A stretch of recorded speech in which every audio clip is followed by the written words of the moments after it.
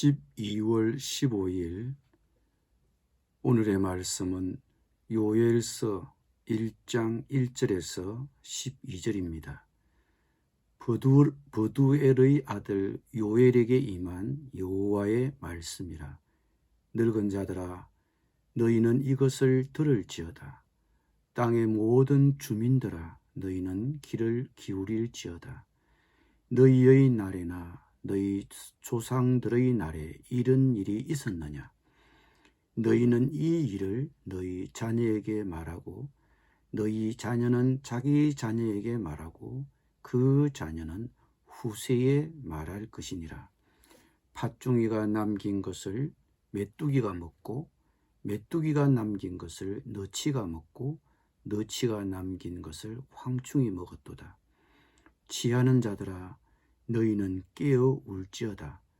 포도주를 마시는 자들아, 너희는 울지어다. 이는 단 포도주가 너희 입에서 끊어졌음이니 다른 한 민족이 내 땅에 올라왔음이로다. 그들은 강하고 수가 많으며 그 이빨은 사자의 이빨 같고 그 어금니는 암사자의 어금니 같도다. 그들이 내 포도나무를 멸하며 내 무화과 나무를 긁어 말갛게 벗겨서 버리니 그 모든 가지가 하얗게 되었도다. 너희는 처녀가 어렸을 때에 약혼한 남자로 말미암아 굵은 벼로동이고 애곡함같이 할지어다. 소재와 전제가 여호와의 성전에서 끊어졌고 여호와께 수종드는 제사장은 슬퍼하도다. 밭이 항무하고 토지가 마르니 곡식이 떨어지며 새 포도주가 말랐고 기름이 다하였도다. 농부들아, 너희는 부끄러워할지어다. 포도원을 가꾸는 자들아, 곡할지어다. 이는 밀과 보리 때문이라. 밭의 소산이 다 없어졌음이로다. 포도나무가 시들었고 무화과나무가 말랐으며 석류나무와 대추나무와 사과나무와 밭의 모든 나무가 다 시들었으니 이러므로 사람의 즐거움이 말랐도다. 아멘.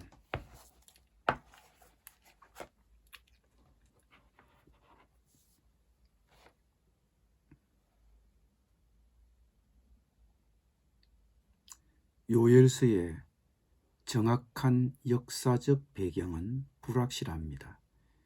요엘이 살았던 시기도 언급되어 있지 않습니다. 그럼에도 알 수 있는 것은 요엘의 예언은 하나님으로 말미암아 그 땅에 임한 재앙과 그로 인한 탄식과 슬픔을 배경으로 하고 있다는 점입니다. 요엘서는 땅을 뒤덮고 모든 작물을 먹어치우는 끔찍한 메뚜기 재앙을 묘사하는 것으로 시작합니다. 3절, 6절, 7절에서는 그 메뚜기의 재앙이 얼마나 광범위하고 파괴적이었는지를 보여줍니다. 그 결과 온 땅이 황폐해졌습니다. 더 이상 포도주를 만들 길이 없고 기름도 얻을 길이 없으며 밀과 보리도 사라졌습니다. 땅에서 거둘 수 있는 모든 소산물이 말라버렸습니다. 농부들에게는 기쁨이 사라졌습니다. 수수하는 기쁨이 없어졌습니다. 기쁨이 인생들에게서 말라버렸습니다. 이 자연재해로 인해 농부만이 아니라 제사장들도 슬퍼했습니다.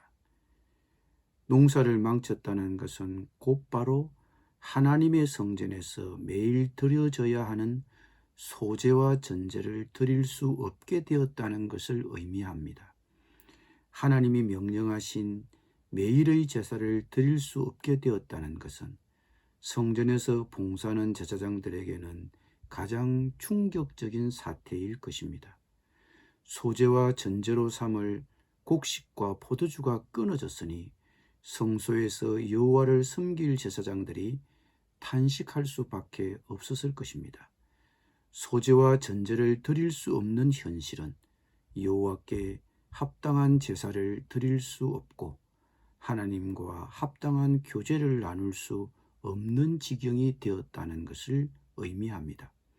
보리도 밀도 포도도 수확할 수 없다면 맥주절과 초막절로 대표되는 여호와 앞에서 지키는 절기의 모든 내용이 사라져 버립니다. 이것은 단순히 갑작스레 몰려온 메뚜기 떼를 원망하며 우연히 자연재해가 일어난 것으로 치부할 수 없는 일이었습니다. 당시 유다 백성들은 삶이 풍족해지자 현실에 안주했습니다. 그들은 하나님을 당연히 여기면서 자기 중심주의, 우상숭배, 죄로 돌아섰습니다. 백성들은 육체적 도덕적 감각이 무디어져서 자신들의 죄를 인식하지 못했습니다. 요엘은 그런 안일을 하면서 깨어나라고 외치고 너무 늦기 전에 죄를 인정하라고 촉구했습니다. 요엘은 거듭거듭 백성들을 향해 슬프하고 통곡하라고 명령합니다. 일상에서 일어나는 일을 그저 우연이라고 여긴다면 우리는 하나님의 행하시는 일을 어디에서도 발견할 수 없을 것입니다. 하나님의 백성으로 살아간다는 것은 일상 가운데서 일어나는 일들을 통해 하나님의 뜻을 묻고 발견하는 것을 의미합니다. 남들에게는 재수 있거나 없는 일일 수 있지만 그 일들 속에서 하나님의 일하심을 발견하는 해석과 이해야말로 하나님의 백성들을 세상 사람들과 구별시키는 점이라고 할 수 있습니다. 그러므로 요엘은 백성들에게 슬퍼하라고 명령합니다. 종교적으로 형식적으로 슬퍼할 일이 아니라 일어난 상황에 대해 참으로 구체적이고 실제적으로 슬퍼하며 애통할 것을 촉구하고 있습니다.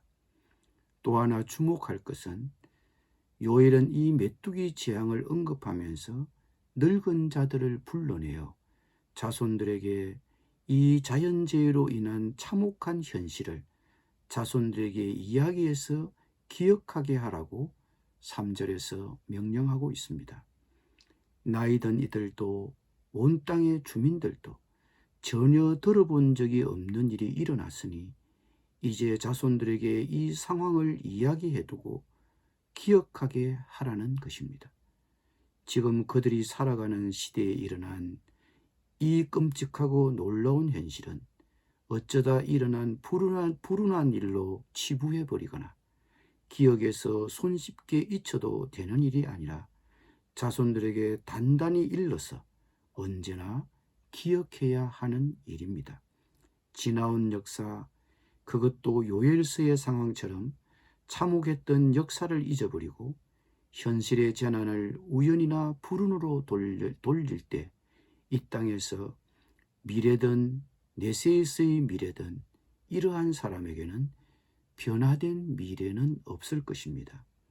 과거를 낱낱이 살피고 기억하는 것은 현재와 미래에 더 나은 날들을 만들고 기대하기 위해서입니다.